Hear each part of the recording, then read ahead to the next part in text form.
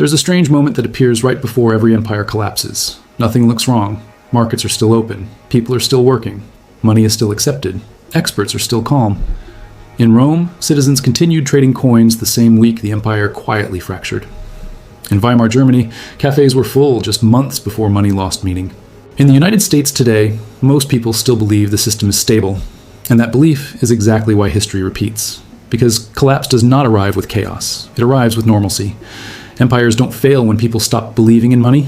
They fail when people believe in it for too long. Across thousands of years, across different cultures, currencies, and political systems, a small number of financial rules quietly survived every collapse. Not predictions, not opinions, patterns.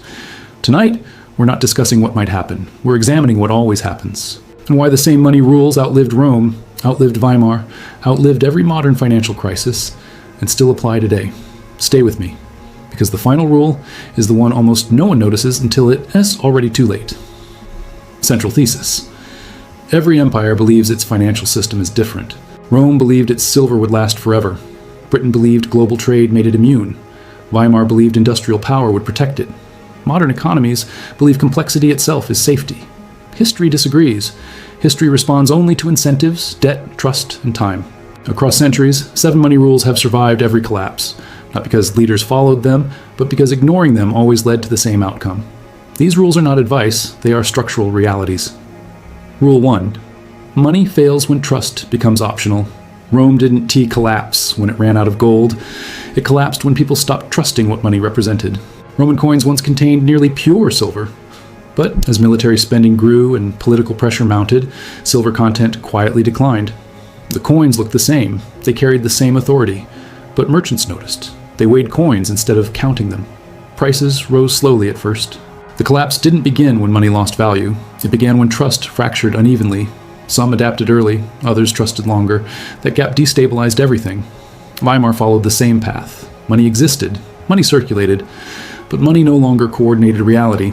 And once trust becomes conditional, collapse becomes a matter of timing, not debate. Rule 2. Debt always grows faster than real wealth. Every empire believes debt is manageable, until it isn't. Rome borrowed future stability to fund present security. Weimar borrowed to rebuild after war. Modern economies borrow to maintain expectations. Debt feels painless early, it delays consequences. But debt quietly pulls future value into the present. When future value fails to arrive fast enough, systems compensate. Through inflation, through debasement, through financial engineering, debt doesn't destroy systems. It removes flexibility, and systems without flexibility break suddenly. Rule 3. Collapse. Feels slow until it feels fast. This is the most dangerous illusion. Rome declined over centuries, but life felt normal to most citizens. Weimar inflation took years to build, but purchasing power vanished in months. Complex systems absorb stress until thresholds break. Then speed replaces stability. People confuse duration with safety. But the longer imbalances persist, the sharper corrections become, and this is where history enters its most deceptive phase. There is a moment in every financial system that history barely records. Not because it isn't important, but because it looks ordinary. No riots, no headlines, no panic, just subtle changes in behavior. In late Roman markets, people began asking a quiet question: is this coin still worth what it says? That question alone did more damage than any invading army, because once people privately question money, systems fracture internally. Empires do not collapse from explosions. They collapse from millions of rational micro-decisions, and those decisions always begin before official crises. The invisible phase of collapse. Every collapse has an invisible phase, a period where numbers still look acceptable. GDP grows, employment holds, markets remain liquid, but behavior changes. People shorten time horizons. They favor speed over quality, liquidity over commitment, access over ownership. In Rome, long-term trade contracts vanished. In Weimar, savings stopped making sense. In modern economies, speculation replaces planning. Assets matter more than income. Stability becomes dependent on asset prices, not productivity. This phase is rarely discussed because it lacks villains. It feels like adaptation. And adaptation feels intelligent until it compounds into fragility. Why even experts miss it? Economists study data. Collapses begin in psychology. Data lags behavior. By the time stress appears statistically, systems have already shifted. This is why collapses are almost never predicted accurately. Experts look for breaks. History shows systems bend first. Bending buys time. Bending also reduces transparency.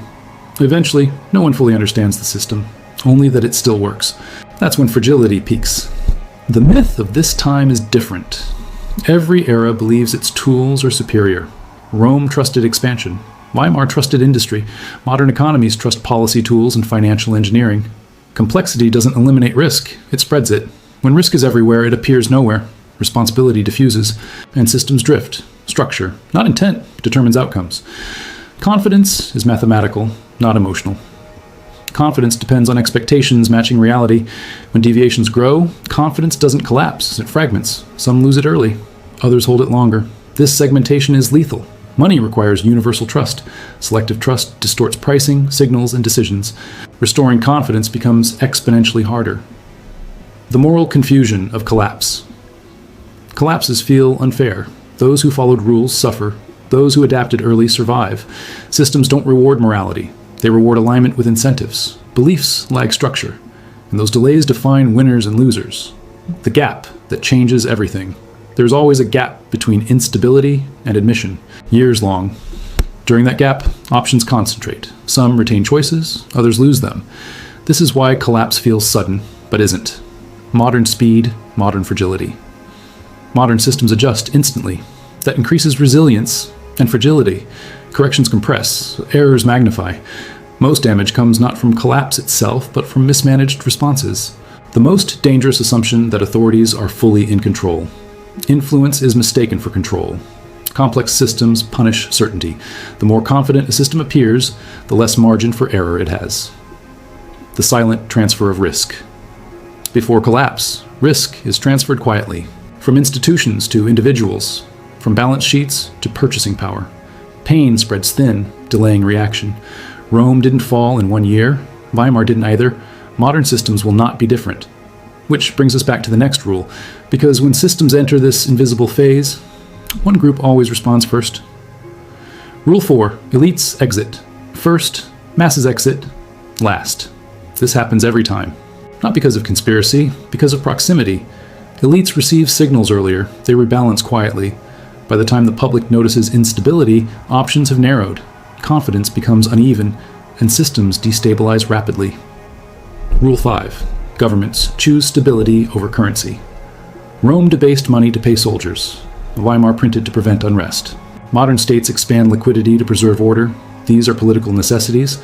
Currency absorbs the damage. Inflation is tolerated until it threatens stability. This trade-off never changes. Rule 6. All systems revert. No system escapes gravity. Expansion leads to contraction. Leverage leads to deleveraging. Centralization leads to decentralization. Reversion is labeled crisis. In reality, it's reset. The pain comes from expectations built during expansion. Rule 7. People adapt, not prepare. Most people don't anticipate collapse, they normalize it. Rome accepted weaker coins. Weimar accepted daily repricing. Modern societies accept rising pressure. Adaptation feels like resilience, but it increases vulnerability. Collapse doesn't require panic, it requires acceptance. Ending. Unresolved tension. Every empire believes it will be the exception. History doesn't warn, it demonstrates. The 7 money rules survived Rome, they survived Weimar, they survived every modern crisis. Timing is uncertain, outcomes are complex, but patterns are stubborn. They don't disappear, they wait. Subscribe if you want to understand systems, not headlines, because the most important signals are never loud. They're the ones people learn to ignore.